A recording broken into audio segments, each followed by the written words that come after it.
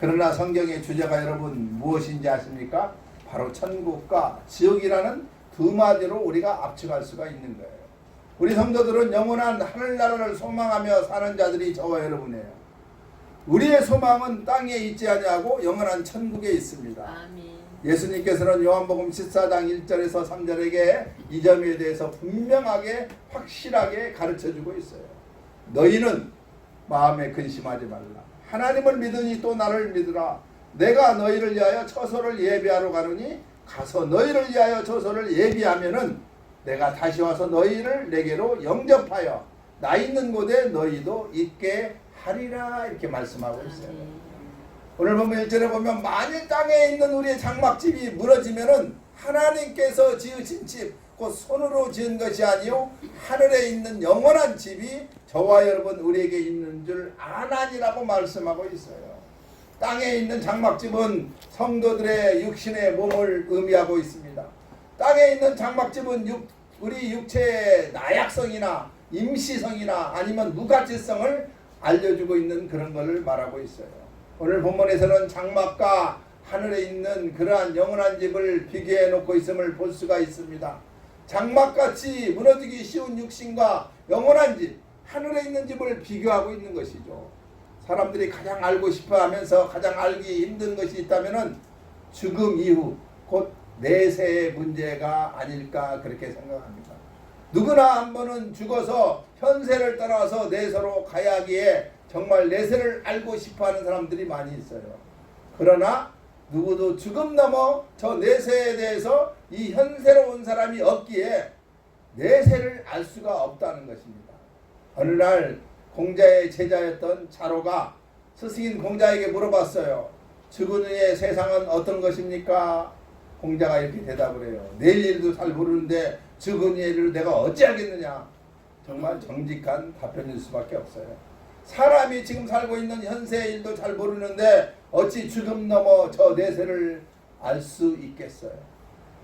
그래서 대부분의 사람들은 불가지론의 입장을 취하고 있음을 볼 수가 있습니다. 그래도 그 궁금증을 풀어버리고 수많은 사람들이 이 문제에 매달려 있음을 알 수가 있어요. 그리고 나름대로 내세를 설명하는 답을 내놓고 있습니다. 수많은 종교, 철학, 그리고 민속이 제시하는 그러한 설명들을 정리해보면 크게 세 가지로 분류할 수가 있습니다. 첫째는 내세가 없다는 주장들이 있어요. 독일의 철학자 호예르바는 이렇게 말합니다. 삶은 물을 위한 준비다. 삶에서 모든 것을 발견하는 사람과 죽음 안에서 죽음에 아무것도 발견하지 않는 사람만이 지혜로운 사람이다. 사람이 죽으면 정의가 다 없어지는 것처럼 소멸되고 무가 된다 이런 말이에요. 그리고 죽음 이의 세계는 없다 이런 말입니다. 많은 철학자들이 이에 동조해 왔음을 볼 수가 있습니다. 두 번째는 영혼 불면설입니다. 대표적으로 헬라 철학자 플라톤은 인간은 육체와 영혼으로 구성되어 있다고 이렇게 봤어요.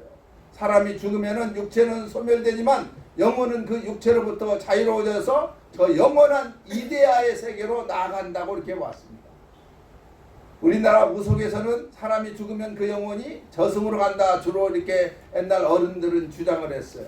때로 억울하게 죽은 언어는 이승을 떠돌며 복수를 하기 때문에 그 언어를 달래기 위해서 구술해야 한다 주장하는 사람들도 있었죠. 이러한 주장은 여러 종교, 여러 민족 무속에서 찾아볼 수 있는 그러한 주장들이었습니다. 세 번째는 윤회설이에요. 대표적으로 인도의 종교들은 사람이 죽으면은 현세의 행위에 따라서 내세에 다양한 모습으로 다시 태어난다고 주장하는 사람들입니다. 때로 이 지상에 다시 태어날 수도 있고 때로 더 천상에서 다시 태어날 수도 있다고 보고 있어요. 그리고 이것은 한 번으로 그치는 것이 아니라 계속해서 연결되면서 끊임없이 이어져 간다는 것입니다. 그래서 윤회한다고 이렇게 봐죠. 불교도 인도에서 시작된 종교이기 때문에 여기에 영향을 받았죠. 그러면 저와 여러분 우리가 믿는 이 기독교의 입장은 무엇인가? 오늘 본문에서 그 해답을 찾아볼 수 있는 저와 여러분이 되시기를 소망합니다. 첫째, 내세에는 어떤 일이 일어나는가요? 오늘 본문에 보면 한마디로 내세는 분명히 있다고 말씀하고 있어요. 그리고 현세와 내세는 다르다 이렇게 말합니다. 본문의 두 가지 비유로 현세와 내세의 존재 양식을 구별하면서 설명하고 있습니다. 우선 집으로 비유해서 설명했죠. 오늘 본문 1절에 보니까 만일 땅에 있는 우리의 장막집이 무너지면 하나님께서 지으신 집, 그 손으로 지은 것이 아니요 하늘에 있는 영원한 집이 우리에게 있는 줄 아나니 그랬어요. 그러니까 현세는 사람이 지은 집에 사는 것과 같고 내세는 하나님께 지으신 집에 사는 것과 같다 이 말이에요. 사람이 지은 집은 완전할 수가 없어요. 세월이 가면 낡고 여러 가지로 문제가 생기고 여기저기 금도 가고 비도 세고 화재나 지진에 불타거나 무너지기도 해죠. 그래서 늘 불안하고 안심할 수가 없는 것이죠. 우리의 현세의 삶이 바로 그렇다는 것입니다.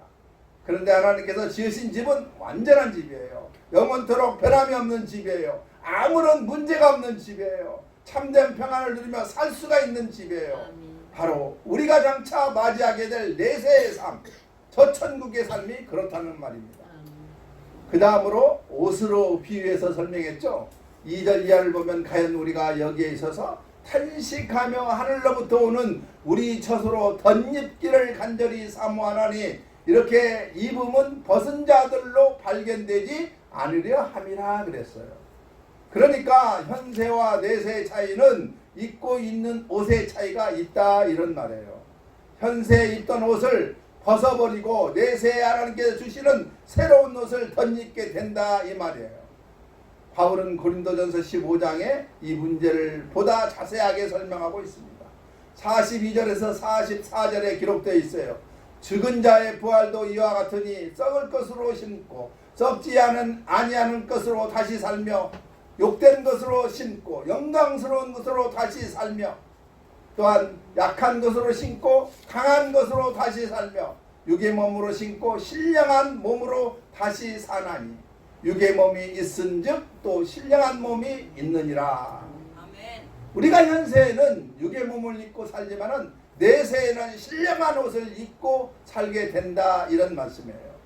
결국 성경의 가르침은 분명하게 내세가 있음을 말씀해주고 있습니다. 내세가 없다는 주장도 하나님께서 지으신 집으로 이주하는 것이기 때문에 윤회한다는 주장과 또한 신령한 몸을 덧입는다는 말씀, 신령한 이 몸을 덧입는다고 말씀하고 있기 때문에 영혼 불면설과 또 다르다는 것이죠. 우리는 예수님께서 보여주신 모습에서 이 내용을 분명하게 확인할 수가 있어요. 주님께 십자가에 달려 돌아가신 뒤 무덤에 장사됐죠. 그리고 어떻게 됐습니까? 죽음 너머로 넘어가신 거예요. 그리고 끝이 아니었어요. 부활하셨어요. 그런데 부활하실 때 영원한 시신 가운데 빠져나오신 것이 아니에요. 새로운 몸, 부활체, 신령한 몸을 입고 우리 주님이 부활해 주셨어요. 그리고 승천하셨죠. 하나님께 예배하신 저 영원한 하나님의 나라로 나아가셨던 것이죠. 중요한 것은 예수님께서 부활의 전 열매가 되셨기 때문에 저와 여러분 우리도 예수님처럼 그러한 가정을 받아서 내세로 나아가게 될 것이라는 그러한 확실한 말씀이에요. 믿으시면 아멘 하시기 바랍니다. 오늘 2절 한번 주목해 보세요. 우리가 여기 있어 탄식하여 하늘로부터 오는 처소를 덧입기를 간절히 사모하노니. 우리가 오늘 현세를 살면서 다가올 내세 저 천국을 사모해야 한다는 이 말이에요. 비록 오늘 이 현세의 삶이 고달프고 그래서 탄식이 저절로 나오지만은 저 천국을 바라보며 소망 가운데 승리할 수 있다 이 말이에요. 초대교회 이야기입니다. 로마 황제 네로는 기독교인들을 박해할 때 콜로세움 경기장에 이렇게 굶주린 사자들을 풀어 산 사람을 사자밥이 되게 하면서 기독교 박해를 했어요. 로마 시민들이 기독교로 개정하지 못하도록 하기 위해서 뽐보기를 보이기 위해서 그랬습니다. 한 어머니와 어린 아들이 많은 기독교들 틈에 끌려 나올 수밖에 없었어요. 이제 막 사자굴에 문이 열립니다. 굶주린 사자들이 으르렁거리면서 달려오고 있어요. 어린아이가 두려워 떨자 어머니가 아들의 몸을 꼭 안아주면서 이렇게 일을 합니다. 애야, 눈만 꼭 감고 조금만 참아라. 그러면 곧 눈앞이 환하게 밝아올 것이다. 그랬어요.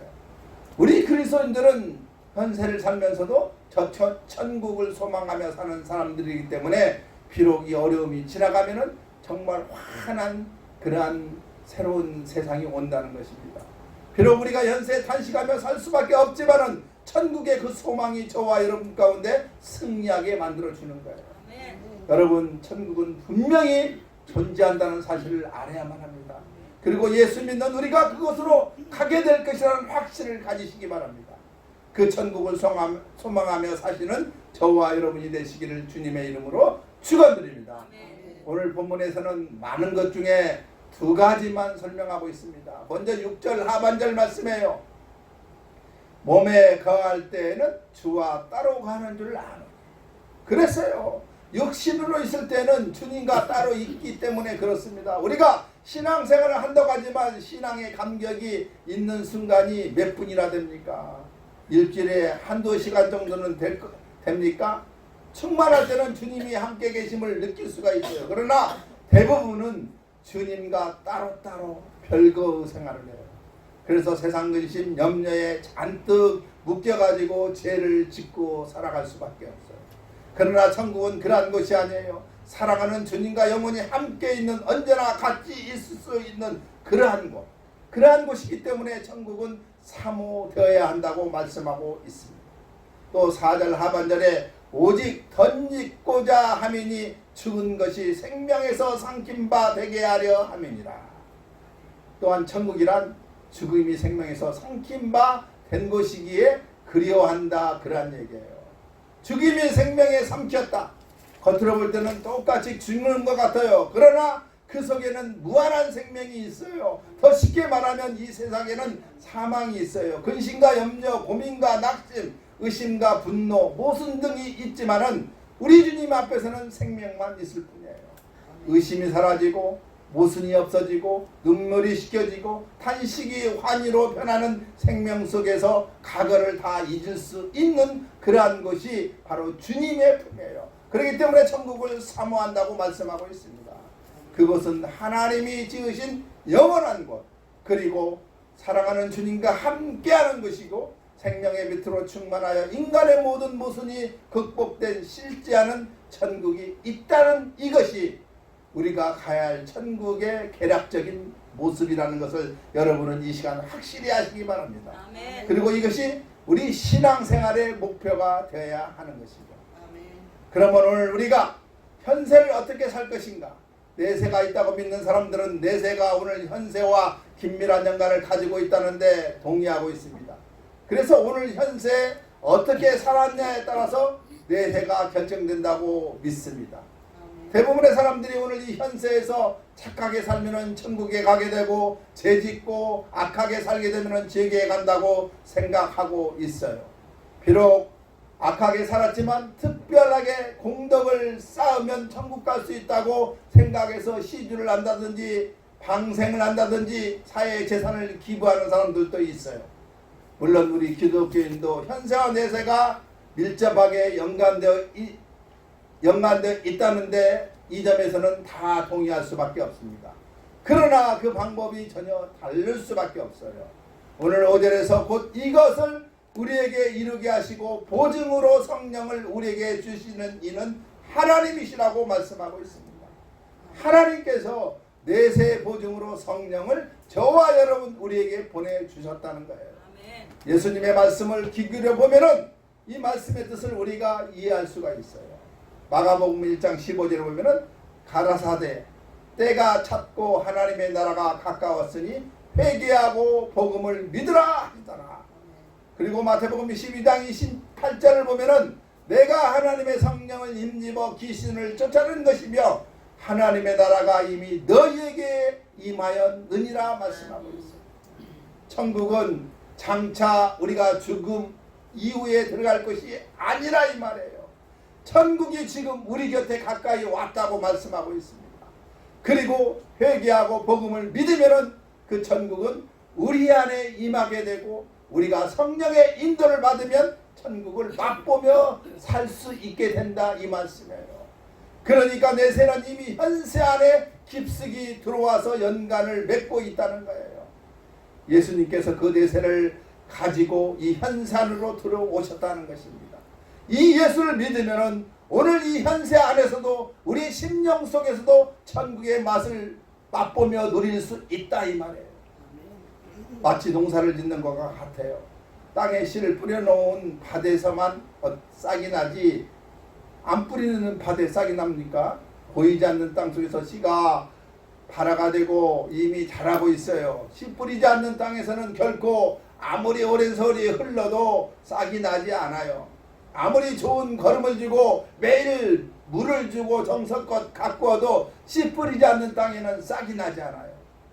그렇습니다. 천국은 이미 저와 여러분 우리의 심령 속에 씨로 뿌려져 있어요. 우리도 모르는 사이에 자라고 있어요. 싹이 트고 있어요. 그러다가 우리가 죽음의 문턱을 넘게 되면 활짝 꽃을 피게 되고 열매를 거두게 되는 거예요. 저명한 기독교 작가 C.S. 루이스는 순전한 기독교라는 책에 이렇게 이야기합니다. 만일 당신이 역사를 읽는다면 현세에서 최선을 다했던 그리스도인의 내세를 진심으로 생각했던 사람들이라는 것을 발견할 것입니다. 사도들, 또 중세시대에 확립했던 위대한 사람들, 또한 노예 매매를 철폐시켰던 영국의 복음 전도자들, 이들 모두가 이 세상에서 그들의 자취를 남겼던 사람이었어요. 정확히 말해서 그들의 마음이 천국으로 가득 차 있었기 때문에 그럴 수가 있었던 거예요. 그리스도인들이 내세에 대한 생각하는 것은 대부분 중지했기 때문에 그들은 이 세상에서 아주 무기력해질 수밖에 없는 것입니다. 천국의 초점을 맞추며 살아가는 저와 여러분이 되시기를 소망합니다. 그러면 이 세상은 덤으로 얻을 수밖에 없어요.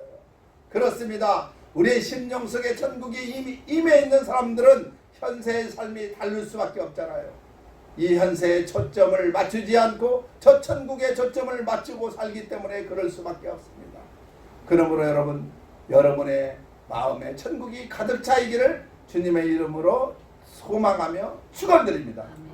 세 번째는 천국의 초점을 맞추며 사는 그리스도인들의 현세의 삶은 어떻게 살아야 할 것인가 오늘 말씀을 통해서 깨우치기를 원합니다. 첫째는 믿음으로 살아가는 거예요. 7절에 이는 우리가 믿음으로 행하고 보는 것으로 하지 아니함이로다고 분명히 말씀하고 있어요. 우리 그리스도인들은 눈에 보이는 이 현세의 초점을 맞추기보다는 눈에 보이지 않는 첫 천국을 바라보며 믿음으로 살아가야 함을 오늘 본문은 말씀하고 있습니다.